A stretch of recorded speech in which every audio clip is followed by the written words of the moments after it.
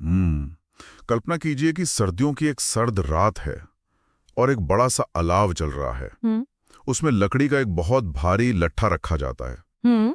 लेकिन अगली सुबह जब हम वहां देखते हैं तो उस विशाल लट्ठे के जगह सिर्फ मुट्ठी भर राख बचती है। मतलब आंखों से देखने पर तो यही लगता है कि लकड़ी का बाकी सारा हिस्सा हवा में कहीं गायब हो गया। बिल्कुल, और उसका वजन जैसे शून्य हो गया हो। हाँ, और मजेदार बात यह है कि सदियों तक दुनिया के सबसे चतुर लोगों ने बिल्कुल यही माना था कि पदार्थ या जो मैटर है वो सच में गायब हो जाता है। लेकिन आज की इस गहन चर्चा में हम उन बागी वैज्ञानिकों की कहानी खंगालने वाले हैं जिन्होंने हमारी आंखों के इस धोखे को गलत साबित किया। और ये कहानी सिर्फ कुछ पुराने प्रयोगों को याद करने के बारे में नहीं है। हमारे पास स्रोतों के रूप में कुछ बहुत ही बेहतरीन क्लास नोट्स की स्लाइड्स है। तो आज का हमारा जो मिशन है ना, वो एक डिजिटल मास्टर क्लास या यूं कहे कि 1-on-1 ऑनलाइन ट्यूटरिंग सेशन की तरह इन नोट्स की गहराई में उतरना है। सही कहा, हम स्लाइड दर स्लाइड जाएंगे। बिल्कुल, हम ये डिकोड करेंगे कि 18वीं और 19वीं सदी में जब कोई आधुनिक लैब या पावरफुल माइक्रोस्कोप नहीं थे, तब सिर्फ तराजू और कांच के बर्तनों के दम पर इंसानों ने कैसे पता लगाया कि इस ब्रह्मांड की हर भौतिक चीज, पानी से लेकर हवा तक, हाँ, वो सब आपस में कैसे जुड़ती हैं। ये कोई नीरस थ्योरी की क्लास नहीं है, ये तो एक जासूसी पहेली है। तो चलिए बिना किसी देरी के इस पहेली को सुलझाना शुरू करते हैं। स्लाइड 1 से शुरुआत करते हैं। किसी भी चीज के बनने का सबसे पहला सवाल यह होता है कि सामग्री कहाँ से आ रही है और कितनी लग रही है। तो जब हम पदार्थ की बात करते हैं तो शुरुआत होती है ब्रह्मांड के अकाउंटिंग सिस्टम से, यानी द्रव्यमान या मास से। द्रव्यमान। हाँ, स्लाइड 2 पर हम देखते हैं कि 1789 में एंटवान लवाजिये ने द्रव्यमान संरक्षण का नियम दिया। लेकिन मेरा सवाल यह है कि लवाजिये ने ऐसा क्या किया जो उनसे पहले किसी ने नहीं किया था। मतलब उन्होंने इस गायब होने वाले पदार्थ को नापा कैसे? देखो, लवाजिये का काम सच में क्रांतिकारी था, क्योंकि उन्होंने मापन यानी मेजरमेंट को एक नया आयाम दिया। उन्होंने दहन यानी चीजों के जलने की प्रक्रिया को खुले में नहीं किया। अच्छा। हाँ, उन्होंने इसे पूरी तरह से बंद कांच के बर्तनों में किया। उन्होंने देखा कि अगर धुएं और गैस को उड़ने ना दिया जाए, उन्हें उसी बर्तन में कैद कर लिया जाए और फिर पूरे सिस्टम का वजन किया जाए, तो वजन बराबर निकलेगा। बिल्कुल, जलने से पहले का वजन और जलने के बाद का कुल वजन एकदम बराबर निकलता है। इसका सीधा सा मतलब था कि पदार्थ गायब नहीं होता। द्रव्यमान को न तो बनाया जा सकता है, न ही नष्ट किया जा सकता है, वह सिर्फ अपना रूप बदलता है। इसे मैं हमेशा बचपन के लेगो ब्लॉक्स वाले उदाहरण से जोड़कर देखता हूँ। मान लीजिए कुछ लेगो के टुकड़ों को जोड़कर एक छोटा सा घर बनाया गया है। अब अगर उस घर को पूरी तरह तोड़कर उन्हीं टुकड़ों से एक गाड़ी बना दी जाए, तो गाड़ी दिखने में घर से बिल्कुल अलग होगी, उसका काम अलग होगा। लेकिन अगर हम उन सारे टुकड़ों को वापस तराजू पर रखें तो उनका कुल वजन बिल्कुल उतना ही होगा जितना उस लेगो वाले घर का था। हाँ, टुकड़े ना तो बढ़े और ना ही कम हुए। ये एनालॉजी एकदम सटीक बैठती है। रासायनिक समीकरणों में भी बिल्कुल यही नियम लागू होता है। जैसे जब 4 ग्राम हाइड्रोजन गैस और 32 ग्राम ऑक्सीजन गैस आपस में प्रतिक्रिया करते हैं, तो वे मिलकर ठीक 36 ग्राम पानी बनाते हैं। 4 और 32 मिलकर हमेशा 36 ही होंगे। बिल्कुल, रिएक्टेंट्स का कुल द्रव्यमान हमेशा प्रोडक्ट्स के द्रव्यमान के बराबर होता है। ब्रह्मांड का बहीखाता एकदम संतुलित रहता है। लेकिन विज्ञान में हमेशा कोई ना कोई पेच होता है ना। मैं सोच रहा था कि क्या ये नियम सच में हर जगह काम करता है? ब्रह्मांड की हर प्रक्रिया इतनी सीधी तो नहीं हो सकती। आप सही कह रहे हैं। प्रकृति हमेशा कुछ अपवाद रखती है। यहाँ जो बात सबसे आकर्षक है वो ये है कि रेडियो एक्टिविटी के मामलों में ये नियम डगमगा जाता है। रेडियो एक्टिविटी मतलब न्यूक्लियर रिएक्शन? हाँ, जब यूरेनियम जैसे भारी तत्वों के नाभिक टूटते हैं तो उनका कुछ द्रव्यमान सच में कम हो जाता है। तो वो गायब हो जाता है? वो गायब नहीं होता, बल्कि एल्बर्ट आइंस्टीन के प्रसिद्ध सूत्र E=mc² के अनुसार वो द्रव्यमान भयानक ऊर्जा में बदल जाता है। इसलिए उन विशेष मामलों में हम द्रव्यमान ऊर्जा संरक्षण का नियम मानते हैं। अच्छा, दोनों को मिलाकर। बिल्कुल, लेकिन हमारी रोजमर्रा की केमिस्ट्री जैसे कागज का जलना या लोहे में जंग लगना, वहां लेवाजिये का नियम 100% काम करता है। ठीक है, तो वजन सुरक्षित रहता है, ये तो समझ आ गया। लेकिन अगली स्लाइड की तरफ बढ़ते हैं, स्लाइड 3। अगली पहेली ये थी कि चीजें आपस में जुड़ती किस अनुपात में है। जोसेफ प्राउस ने 1899 में स्थिर अनुपात का नियम देकर इस बहस को आगे बढ़ाया। Law of definite proportions. हाँ, प्राउस ने क्यूप्रिक कार्बोनेट नाम के रसायन पर काम किया।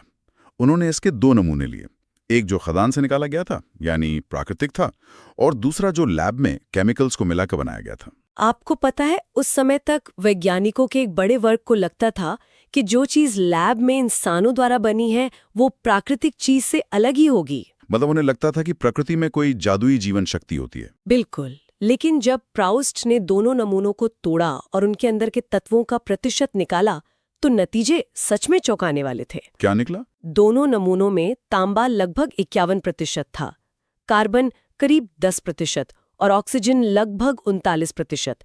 प्राकृतिक और सिंथेटिक दोनों के आंकड़े एक समान थे। अरे वाह! मतलब एक पत्थर जो जमीन के गहराइयों से निकलो और एक पाउडर जो लैब के बीकर में इंसानों ने बनाया। हाँ, दोनों मैथमेटिकली बिल्कुल सेम थे। ये तो उस समय के हिसाब से दिमाग हिला देने वाली खोज रही होगी। यही स्थिर अनुपात के नियम का सबसे बड़ा रहस्योद्घाटन था।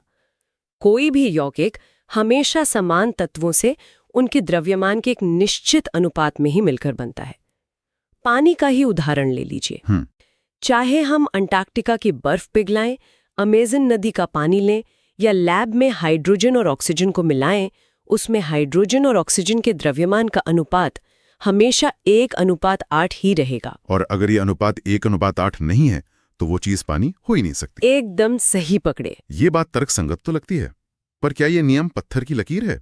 मेरा मतलब है, क्या प्रकृति कभी ऐसा नहीं करती कि तत्व वही हों लेकिन ये फिक्स अनुपात थोड़ा सा बदल जाए?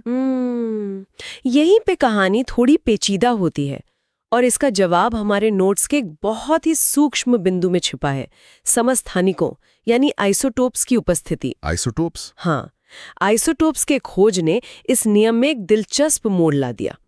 देखिए, कार्बन के 2 मुख्य रूप होते हैं, सामान्य कार्बन 12 और भारी वाला कार्बन 14। अच्छा। अब मान लीजिए कि ऑक्सीजन कार्बन डाइऑक्साइड बनाने जा रही है। अगर वो सामान्य कार्बन 12 के साथ जुड़ती है तो पूरे यौगिक के द्रव्यमान का अनुपात 12:32 होता है। ठीक है। लेकिन अगर वो उस भारी वाले कार्बन 14 के साथ जुड़ती है तो अनुपात 14:32 हो जाता है। ओह, तो ये कुछ ऐसा है जैसे कोई कार का एक खास मॉडल खरीद रहा है। हाँ। बाहर से दोनों कारें बिल्कुल एक जैसी दिखती हैं, उनके फीचर्स एक जैसे हैं, लेकिन एक कार के अंदर थोड़ा भारी और बड़ा इंजन लगा हुआ है। बिल्कुल। तो जब कार का वजन करेंगे तो भारी इंजन वाली कार का वजन ज्यादा निकलेगा, भले ही मॉडल और कंपनी वही हो। ये एनालॉजी बहुत अच्छी है। आइसोटोप उसी भारी इंजन की तरह काम करता है। तत्व वही है कार्बन, वो रिएक्ट भी वैसे ही करेगा, लेकिन उसका अपना वजन थोड़ा ज्यादा हो गया, जिसकी वजह से प्राउस्ट का वो फिक्स अनुपात वाला गणित थोड़ा सा खिसक जाता है। ये बहुत ही शानदार है। तो प्राउस्ट ने ये साबित कर दिया कि एक यौगिक हमेशा एक निश्चित अनुपात में बनता है। लेकिन स्लाइड 4 पर आते हैं। इसके बाद एक नया और बड़ा सवाल उठा। कार्बन और ऑक्सीजन मिलकर कार्बन डाइऑक्साइड बनाते हैं, ये तो हम जानते हैं, लेकिन वही दोनों तत्व मिलकर एक जहरीली गैस कार्बन मोनोऑक्साइड भी तो बनाते हैं। सही बात है। अगर सामग्री एक ही है तो प्रकृति ये कैसे तय करती है कि कब क्या बनेगा? जॉन डाल्टन ने 1803 में गुणित अनुपात का नियम देकर इस रहस्य से पर्दा उठाया। डाल्टन का दिमाग ना बहुत ही व्यवस्थित तरीके से काम करता था। उन्होंने देखा कि जब 2 तत्व मिलकर एक से ज्यादा चीजें बनाते हैं तो उनके बीच कोई रैंडम या अजीब सा दशमलव वाला अनुपात नहीं होता। तो कैसा अनुपात होता है? उनके बीच हमेशा एक सरल अनुपात या सिंपल होल नंबर का रिश्ता होता है। हमारे नोट्स में नाइट्रोजन और ऑक्सीजन का जो उदाहरण है वो प्रकृति की इस गणितीय सुंदरता को बहुत अच्छे से दर्शाता है। हाँ, मैंने नोट्स में देखा, ये दोनों गैसें मिलकर 5 अलग-अलग यौगिक बनाती हैं, N2O से लेकर N2O5 तक। इन 5 यौगिकों में नाइट्रोजन का वजन 28 ग्राम पर फिक्स कर दें तो उनके साथ जो ऑक्सीजन जुड़ रही है उसका वजन बहुत ही सलीके से बढ़ता है। पहली गैस में ऑक्सीजन 16 ग्राम है, दूसरी में 32, तीसरी में 48, चौथी में 64 और 5वीं में 80 ग्राम। वाह! और अगर हम इन द्रव्यमानों का मतलब 16, 32, 48, 64 और 80 का आपस में अनुपात निकालें तो वो कटकर क्या बनता है? 1:2, 1:3, 4, 5, जो कि एक परफेक्ट सरल अनुपात है। ये कोई इत्तेफाक नहीं है, प्रकृति 1.3 या 2.7 जैसे हिस्सों में काम नहीं कर रही थी। प्रकृति एक बिल्कुल साफ सुथरी सीढ़ी चढ़ रही थी। एक हिस्सा, 2 हिस्से, 3 हिस्से। ये तो सच में प्रकृति का एक छुपा हुआ गणित लगता है। ये इस बात का पहला बड़ा सुराग था कि पदार्थ छोटे छोटे पैकेट्स या कणों में बंट रहा है। बिल्कुल सही। लेकिन देखिए, स्लाइड 5 और 6 की ओर बढ़ते हुए मुझे लगता है कि यहाँ बात सच में बहुत दिलचस्प हो जाती है। द्रव्यमान यानी ठोस वजन के लिए तो ये गणित एकदम साफ था, लेकिन गैसों के साथ प्रयोग करना और उनका सटीक वजन मापना 18वीं सदी में तो एक बुरा सपना रहा होगा। ओ बिल्कुल, गैसों का वजन करना बहुत मुश्किल था। तो जोसेफ लुइस गैलुसैक ने इस पूरी समस्या को एक अलग नजरिए से देखा। उन्होंने द्रव्यमान की जगह आयतन यानी वॉल्यूम पर अपना ध्यान केंद्रित किया। और गैलुसैक ने एक बहुत ही व्यावहारिक रास्ता निकाला। 1808 में उन्होंने कहा कि समान ताप और दाब पर जब गैसें आपस में क्रिया करती हैं तो वो वजन के बजाय आयतन के मामले में बहुत ही सरल अनुपात दिखाती हैं। आयतन के मामले में? हाँ, मतलब वो कितनी जगह घेर रही हैं। उदाहरण के लिए अगर हम 2 लीटर हाइड्रोजन गैस और 1 लीटर ऑक्सीजन गैस लें तो वे मिलकर 2 लीटर पानी की भाप बनाती हैं। यानी उनका अनुपात 2:1:2 का हुआ। लेकिन एक सेकंड रुकिए, 2 लीटर और 1 लीटर मिलकर तो 3 लीटर होने चाहिए ना? वो 2 लीटर भाप कैसे हो गए? 1 लीटर गैस हवा में कहाँ गायब हो गई? यहीं पर हमारी आम समझ धोखा खा जाती है। आयतन और वजन अलग अलग चीजें हैं। अच्छा। हाँ, जब गैसें जुड़ती हैं तो उनके कण आपस में गुथ जाते हैं, उनकी पैकिंग बदल जाती है। वे बस ईंटों की तरह एक के ऊपर एक नहीं रखे जाते। वे कितनी जगह घेरेंगे ये उनके कणों की नई सेटिंग पर निर्भर करता है। ओह, अब समझ आया। और इसी गुत्थी को पूरी तरह से सुलझाने का काम 1811 में आवोगाद्रो ने किया। आवोगाद्रो का नियम कहता है कि समान तापमान और दबाव पर समान आयतन वाली गैसों में अणुओं की संख्या बिल्कुल समान होती है। अणुओं की संख्या, इसे थोड़ा आसान भाषा में समझाएंगी? इसे ऐसे विजुअलाइज कीजिए। मान लीजिए एक ही कमरे में 2 बिल्कुल एक ही साइज के गुब्बारे रखे हैं। एक गुब्बारे में बहुत हल्की हाइड्रोजन गैस भरी है और दूसरे में थोड़ी भारी ऑक्सीजन गैस भरी है। ठीक है। इस बात पर निर्भर करता है कि वहाँ कितने कण मौजूद हैं, ना कि उन कणों का वजन कितना है। मतलब वॉल्यूम नंबर ऑफ पार्टिकल्स के प्रोपोर्शनल होता है। बिल्कुल। अब तक की हमारी ये चर्चा सुनकर ऐसा लग रहा है जैसे उस दौर के वैज्ञानिक बस अलग अलग जगहों से अलग अलग डेटा इकट्ठा कर रहे थे।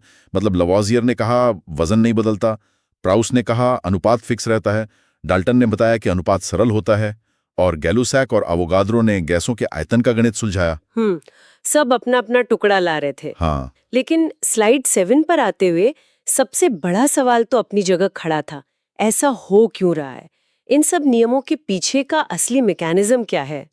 कोई अदृश्य मशीनरी है क्या जो इस पूरे ब्रह्मांड को इन नियमों से बांधे हुए है? और इसी क्यों का जवाब जो सैद्धांतिक प्रमाण था वो जॉन डाल्टन ने अपने परमाणु मॉडल से दिया। अगर हम इसे बड़ी तस्वीर से जोड़कर देखें तो डाल्टन ने इन सारी बिखरी हुई कड़ियों को जोड़ा और विज्ञान जगत के सामने एक मास्टर थ्योरी पेश की। डाल्टन का परमाणु सिद्धांत। हाँ, उन्होंने महसूस किया कि ये सारे नियम तभी काम कर सकते हैं जब दुनिया की हर चीज़, चाहे वो पानी हो, पत्थर हो या गैस हो, बहुत ही छोटे अविभाज्य कणों से बनी हो। ऐसे कण जिन्हें और नहीं काटा जा सकता, जिन्हें उन्होंने परमाणु या एटम कहा। बिल्कुल। स्लाइड 7 के जो मुख्य बिंदु हैं वे बहुत सीधे और स्पष्ट हैं। पहला, द्रव्य अविभाज्य परमाणु से बना है। दूसरा, एक ही तत्व जैसे लोहे के सारे परमाणु आकार, द्रव्यमान और गुणों में 100% एक जैसे होंगे, लेकिन लोहे के परमाणु ऑक्सीजन के परमाणु से बिल्कुल अलग होंगे। और जो सबसे जरूरी बात डाल्टन ने कही वो ये थी कि रासायनिक अभिक्रियाएं कोई जादू नहीं है। मतलब जब कागज जलता है या 2 रसायन मिलते हैं तो कोई नया परमाणु पैदा नहीं होता और न ही कोई पुराना परमाणु नष्ट होता है। परमाणु सिर्फ अपनी पुरानी पार्टनरशिप तोड़कर नए पार्टनर्स के साथ जुड़ जाते हैं। उनका सिर्फ पुनर्व्यवस्थापन होता है, वो बस रीअरेंज होते हैं। ये तो सच में एक बहुत बड़ी बौद्धिक छलांग थी। इसी एक बात ने लवाजिये के द्रव्यमान संरक्षण को पूरी तरह से सिद्ध कर दिया। बिल्कुल किया। क्योंकि अगर आग लगने से पहले कार्बन और ऑक्सीजन के 100 परमाणु थे तो जलने के बाद भी 100 ही परमाणु बचेंगे।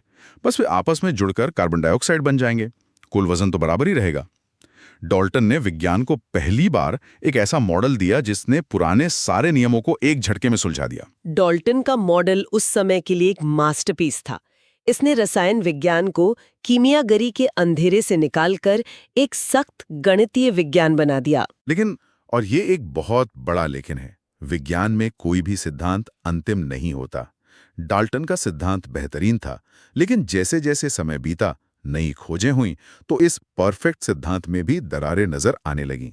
चलिए स्लाइड 8 और 9 की तरफ चलते हैं, जो इस कहानी में एक नया मोड़ लाती हैं। हाँ, थ्योरी की सीमाएं। नोट्स का अगला हिस्सा बताता है कि डाल्टन का सबसे बुनियादी दावा ही गलत साबित हो गया कि परमाणु अविभाज्य हैं। 20वीं सदी आते आते वैज्ञानिकों ने परमाणु को भी चीर कर रख दिया। पता चला कि परमाणु कोई ठोस न टूटने वाली गेंद नहीं है, उसके अंदर तो एक पूरी अलग ही दुनिया है, इलेक्ट्रॉन, प्रोटॉन और न्यूट्रॉन की। ये तो कुछ ऐसा हुआ कि हम जिसे सबसे छोटा लेगो ब्लॉक समझ रहे थे, किसी ने उसे भी बीच से तोड़कर दिखा दिया कि अरे, इसके अंदर भी अपनी एक अलग मशीनरी काम कर रही है। सही कहा। और सिर्फ यही नहीं, डाल्टन ने कहा था कि एक तत्व के सारे परमाणुओं का वजन एकदम सेम होगा, लेकिन हमने थोड़ी देर पहले जिन आइसोटोप्स की बात की, उन्होंने इस दावे की भी हवा निकाल दी। बिल्कुल, समस्थानिकों ने ये साबित कर दिया कि एक ही तत्व के परमाणु अलग-अलग वजन के हो सकते हैं। हाँ, इसके साथ ही एक और बहुत मजेदार कॉन्सेप्ट सामने आया, समभारिक या आइसोबार्स। नोट्स में इसका बहुत अच्छा उदाहरण दिया गया है, कैल्शियम 40 और आर्गन 40। कैल्शियम और आर्गन? हाँ, कैल्शियम एक बिल्कुल अलग तत्व है, एक ठोस धातु जैसा जो हमारी हड्डियों में होता है, और आर्गन एक नोबल गैस है जो हवा में पाई जाती है। डाल्टन के नियम के हिसाब से दो अलग-अलग तत्वों का द्रव्यमान हमेशा अलग होना चाहिए। लेकिन इन दोनों का वजन बिल्कुल एक समान, यानी 40 होता है। ये तो डाल्टन के नियमों के एकदम विपरीत दिशा में जाता है। बिल्कुल जाता है। और हमने शुरुआत में लवाजिये के नियम के समय रेडियो एक्टिविटी के जिस अपवाद की बात की थी, वो डाल्टन के सिद्धांत को भी चुनौती देता है ना? एकदम सही। नाभिकीय अभिक्रियाओं में जब किसी परमाणु से अल्फा, बीटा या गामा किरणें निकलती हैं, तो वो परमाणु अपना अस्तित्व खो सकता है और ऊर्जा का क्षय होता है। एक तत्व सचमुच दूसरे तत्व में बदल सकता है, जो डाल्टन के हिसाब से असंभव था। और मुझे स्लाइड 9 पर एक और पॉइंट दिख रहा है, हमेशा सरल अनुपात नहीं होता। हाँ, ये एक और बड़ी सीमा है जो नोट्स में बहुत अच्छी तरह से समझाई गई है। परमाणु हमेशा उस सरल अनुपात में नहीं जुड़ते जिसकी डाल्टन ने वकालत की थी। 1:2 या 2:3 जैसे अनुपात छोटे अणुओं के लिए तो ठीक है। लेकिन बड़े अणुओं का क्या? अगर हम सुक्रोज यानी आम चीनी का उदाहरण लें, तो वहाँ कार्बन, हाइड्रोजन और ऑक्सीजन का अनुपात 12:22:11 है। ये पूर्णांक तो है, लेकिन इन्हें सरल अनुपात नहीं कहा जा सकता। और बड़े कार्बनिक यौगिकों जैसे प्रोटीन या डीएनए के मामले में तो ये नियम पूरी तरह से काम करना बंद कर देता होगा। बिल्कुल, क्योंकि वहाँ हजारों परमाणु एक बहुत ही जटिल संरचना में जुड़े होते हैं। और कुछ ऐसे बुनियादी सवाल भी थे जिन्हें डाल्टन का सिद्धांत छू भी नहीं पाया। जैसे डाल्टन ने द्रव्यमान के नियमों को तो समझा दिया, लेकिन वो गैलुसैक के गैसीय आयतनों के नियम को समझाने में पूरी तरह विफल रहे। सबसे बड़ी बात यह है कि डाल्टन ये नहीं बता पाए कि आखिर परमाणु आपस में जुड़कर अणु बनाते ही क्यों हैं। अच्छा, मतलब बॉन्डिंग क्यों होती है? हाँ, पदार्थों की 3 अवस्थाओं मतलब ठोस, द्रव और गैस के बीच काम करने वाले बलों की प्रकृति क्या है, और सबसे बढ़कर उस समय तक परमाणु और अणु के बीच का अंतर ही स्पष्ट नहीं था।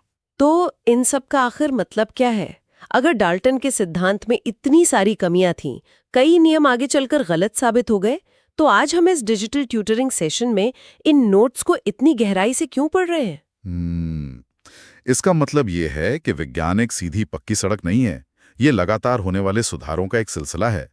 डाल्टन का सिद्धांत भले ही पूरी तरह सही नहीं था, लेकिन वो आधारशिला थी जिस पर पूरी आधुनिक केमिस्ट्री खड़ी हुई। गलतियों से ही विज्ञान में सुधार होता है।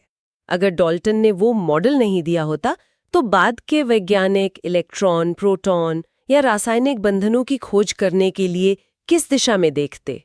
विज्ञान में गलतियों से ही नए सवाल उठते हैं। सच में विज्ञान का इतिहास ये बताता है कि हम हर बार एक नई पहेली सुलझाते हैं और पाते हैं कि उसके अंदर एक और बड़ी पहेली छिपी हुई है।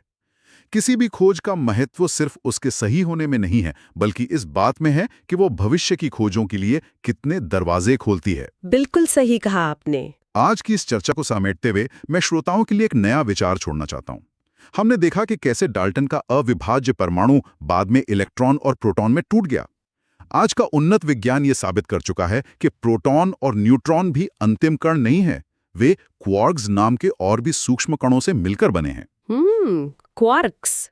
तो ये सोचने वाली बात है कि क्या आपको लगता है कि इस ब्रह्मांड में सच में कोई ऐसा अंतिम अविभाज्य कण मौजूद है जो कभी नहीं टूटेगा, या फिर हम इंसान हमेशा एक डिब्बे के अंदर दूसरा डिब्बा ही खोलते रहेंगे और गहराई का ये सिलसिला कभी खत्म ही नहीं होगा? ये सच में एक बहुत ही गहरा सवाल है। इसी विचार के साथ हम आज के इस गहरी और रोचक चर्चा का यहीं समापन करते हैं। अगली बार फिर मिलेंगे एक नए विषय के साथ।